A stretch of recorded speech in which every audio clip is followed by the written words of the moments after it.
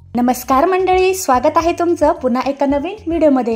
रात्रीच्या वेळी भाजी, वरण किंवा भात, आमटी अशा गोष्टी न करता झटपट एकच काहीतरी करायचं असेल किंवा ऐन वेळी घरात भाजी नसेल की पोळी किंवा भाकरीशीही आणि भाताशीही खायला मस्त लागणारं असा झणझणीत तुम्ही बेत बनवू शकता।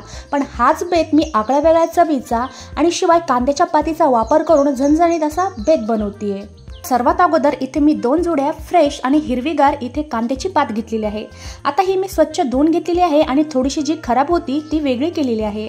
आता ही पात बारीक आकारात कट करून घ्यायची आहे, पण पुढचा जो जाडसर भाग आहे तो इथे मी वापरणार नाही।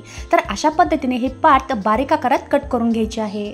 आता इथे तुम्ही पातीचा वापर कमी जास्त देखील करू शकता। आणि नंतर आपल्याला इथे थोडंसं कोरडं वाटण तयार करून घ्यायचं आहे। त्यासाठी इथे मी खलबत्ता घेतलेला आहे आणि त्यामध्ये 4 ते 5 हिरव्या मिरच्या घेतलेल्या आहेत। सोबतच 4 ते 5 लसणाच्या पाकळ्या टाकलेल्या आहेत आणि थोडंसं मीठ टाकून याचं आपल्याला थोडंसं जाडसर वाटण करून घ्यायचं आहे। आता खलबत्त्यामध्ये हे मी थोडंसं जाडसर असं कुटून घेणार आहे। तुम्हाला पाहिजे तर तुम्ही हे मिक्सरमध्ये देखील फिरवून घेऊ शकता। आणि सोबतच एक मोठ्या आकाराचा कांदा बारीक आकारात कट करून घेतलेला आहे। आपण हा जो झणझणीत बेत बनवतोय तो अस्सल महाराष्ट्रीयन आणि मराठमोळा आहे। त्यासाठी तुम्हाला एक्स्ट्रा कोणत्याही मसाल्याचा वापर करायचा नाही। आणि नंतर एका कढईमध्ये 2 चमचे तेल कडकडीत असं गरम करून घेतल्यानंतर त्यामध्ये अर्धा चमचा मोहरी आणि अर्धा चमचा जिरे टाकलेले आहेत। सोबतच जो कांदा बारीक कट करून घेतलेला होता तो देखील यामध्ये टाकून दिलेला आहे। आता हा कांदा हलकासा ट्रान्सपरंट आणि हलकासा गोल्डन ब्राऊन रंगावर मस्त असा परतून घ्यायचा आहे। आता या कांद्याचा जास्त रंग न बदलू देता आणि हलकासा ट्रान्सपरंट होईपर्यंत मस्त असं मी परतून घेतल्यानंतर आपण जे लसणाचं आणि मिरचीचं जे वाटण तयार करून घेतलेलं होतं ते वाटण यामध्ये मी टाकून दिलेलं आहे। आता हे वाटण देखील हलकसं मंद आचेवर असं परतून घ्यायचं आहे, म्हणजे याच्यातला पूर्णपणे कच्चेपणा गेला पाहिजे। आणि कच्चेपणा गेल्यानंतर इथे मी जी बारीक कांद्याची पात कट करून घेतलेली होती ती पात देखील यामध्ये टाकून दिलेली आहे। आता ही देखील आपल्याला यामध्ये पाणी न टाकता मंद आचेवर मस्त अशी परतून घ्यायची आहे। आता यामध्ये मी हिरवी मिरचीचा वापर केलेला आहे। तुम्हाला पाहिजे तर तुम्ही ते लाल तिखटाचा देखील वापर करू शकता, पण शक्यतो यामध्ये जर हिरवी मिरचीचा वापर केला तर हा पदार्थ देखील खायला मस्त म्हणजे एकच नंबर लागतो आणि बनतो देखील झणझणीत। आणि तुम्ही एक भाकरी ऐवजी तुम्ही 2 भाकरी नक्कीच खाणार। आता साधारण 2 ते 3 मिनिटापर्यंत ही पात मी मस्त अशी परतून घेतल्यानंतर तुम्ही पाहू शकता ही पात 60 ते 70% मस्त अशी शिजली गेलेली आहे। आणि नंतर यामध्ये मी 2 ते 3 चिमूटभर हळद टाकलेली आहे। आता ही हळद देखील यामध्ये चांगली मिक्स केल्यानंतर साधारण 1 मिनिटासाठी हे मी पुन्हा परतून घेतलेलं आहे। आणि नंतर यामध्ये साधारण 1 ते 1.5 ग्लास यामध्ये मी पाणी टाकणार आहे। आता तुम्हाला तुमच्या म्हणजे घरामध्ये किती मेंबर आहेत त्याच्या अंदाजानुसार यामध्ये पाणी टाकायचं आहे।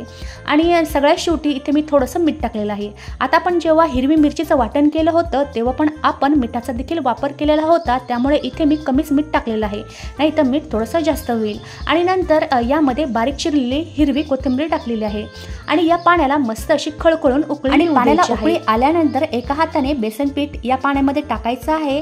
बेसन पीठ एकदाच टाकायचं नाही आणि लाटण्याच्या सहाय्याने हे पिठलं हटून घ्यायचं आहे। आता शक्यतो काय करायचं आहे, हे पिठलं हटून घेताना शक्यतो गॅसची फ्लेम एकदम कमी ठेवायची आहे। हे हटून पिठलं करणं देखील सोपं नाही बरं का। कधी कधी काय होतं यामध्ये गुठळ्या राहण्याची शक्यता असते, त्यामुळे काय करायचं आहे, पाणी उकळल्यानंतर गॅसची फ्लेम कमी ठेवून यामध्ये एका हाताने पीठ भुरभरून या पद्धतीने पटपट लाटण्याच्या सहाय्याने हे पिठलं हटून घ्यायचं। तर यामध्ये तुम्ही पाहू शकता एकही पिठाची गुठळी राहिलेली नाही आणि ही प्रोसेस करताना पटपट करायची आहे। तुम्ही जर थोडा वेळ लावला तर यामध्ये गुठळ्या होण्याची शक्यता आहे। आता हे पिठलं मस्तपैकी असं हटून घेतल्यानंतर यावरती झाकण ठेवून हे पिठलं मस्त असं शिजून घ्यायचं आहे। आता हे पिठलं शिजेपर्यंत मस्त आपण अशा इकडे ज्वारीची भाकरी करून घेऊया। पिठलं म्हटलं की भाकरी आलीच, भाकरीशिवाय तर पिठल्याची काही मज्जाच नाही। आता माझ्याकडे खूप दिवसांचं असं ज्वारीचं पीठ होतं, त्यामुळे ही भाकरी लवकर वळली जात नाही, तर मी इथे हे पीठ मळण्यासाठी कोमट पाण्याचा वापर केलेला आहे। आणि पिठलं असं नुसतं म्हटलं तरी अनेकांच्या तोंडाला पाणी सुटतं, मग तो तव्यावर केलेला झुणका असो किंवा कांदा घालून केलेलं पातळ पिठलं।